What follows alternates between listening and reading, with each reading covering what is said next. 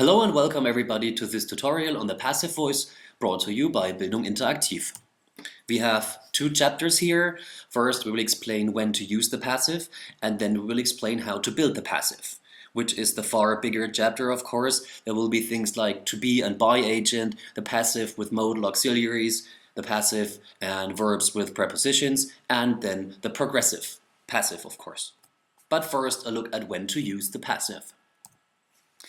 Now we have an active sentence here, someone robbed this bank, and in the passive the sentence becomes this bank was robbed by someone. And we can already see when we use the passive. The by someone does not really need any additional information to the sentence because we just don't know who robbed this bank. So the explanation here is we use the passive in cases where we don't know who or what is the cause for an action.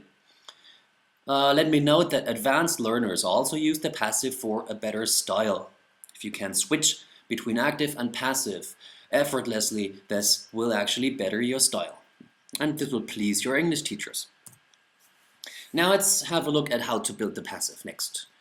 First, there is to be and by agent. Now we have the sentence here, I wrote this tutorial, which is an active sentence. And in the passive we have this tutorial was written by me.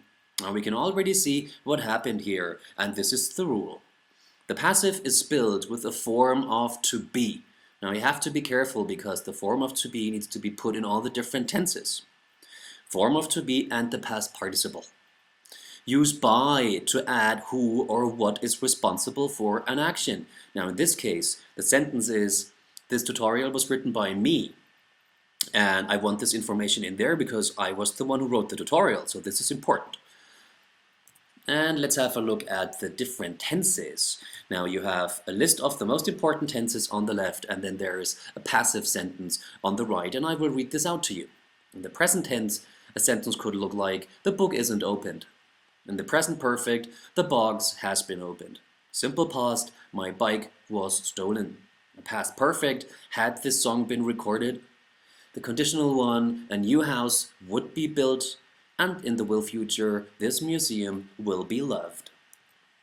Let's continue with the passive voice and the modal auxiliaries. Now here's an active sentence. I can answer this question. How can we put the sentence into the passive? There it is. This question can be answered, and if you want to, you can add by me, but there's no need really. Let's have a look at the rule. Here, the word order of a statement. Now the statement is important, please. It's a positive sentence. The word order of a statement is auxiliary, which are can, must, ought to, may, and so on. There's a lot of them. Auxiliary followed by be. No tenses here, just be plus past participle. Now you have to be careful. As I've pointed out to you, this is a statement. In the question, this passive sentence would then become can this question be answered by me? So the word order is different. Now we have a couple of exercises now, and I will show you a sentence on the left-hand side of the screen, and then I want you to hit the pause button. Pick up pen and paper and write down this sentence in the passive. Alright, now go ahead. You should open the window, hit the pause button, write down the passive sentence. And the answer is, the window should be opened. Next sentence, he must prepare for his English test. And in the passive, his English test must be prepared for. Already highlighted the preposition for here. You need it, okay? I will explain this in the next chapter, but watch out for it. Your English teachers will actually be watching out for this too. Next sentence, you ought to wash the car, which in the passive becomes this car ought to be washed. The kids need not buy bread, which in the passive is bread need not be bought. If you want to, please feel free to add by the kids.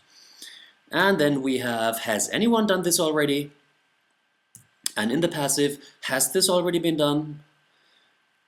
And then we have, someone must feed the cat, which in the passive becomes the cat must be fed.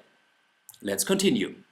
Verbs with prepositions, the next chapter. A new active sentence for you. I have already paid for your new bike, and in the passive we have your new bike has already been paid for.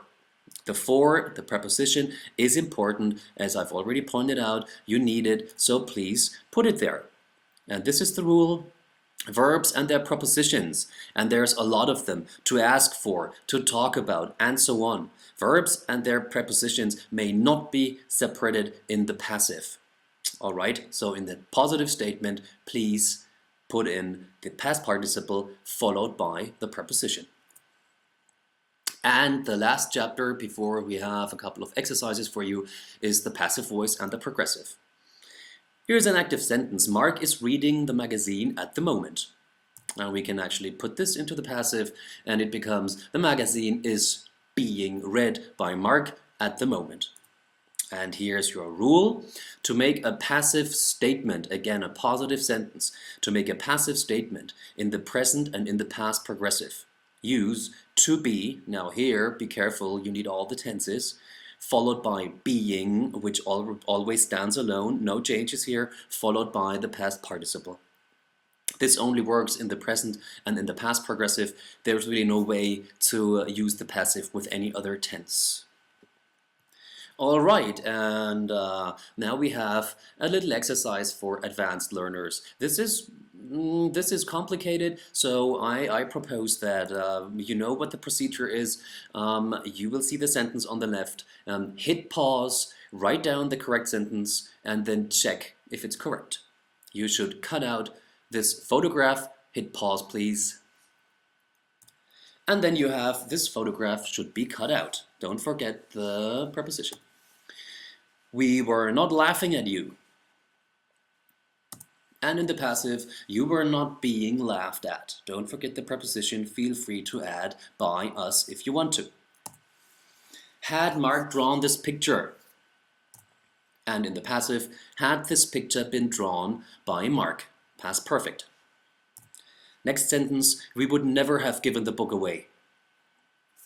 And in the passive, we have this book would never have been given away. They could not offer him money. And in the passive, money could not be offered to him. Let me point something out to you here. Look at the active sentence, they could not offer him money. You have two objects here, him and money.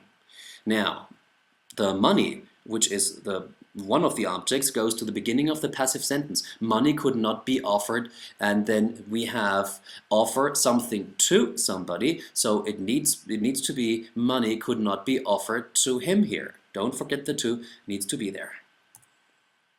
And then we have, will our teacher write a test?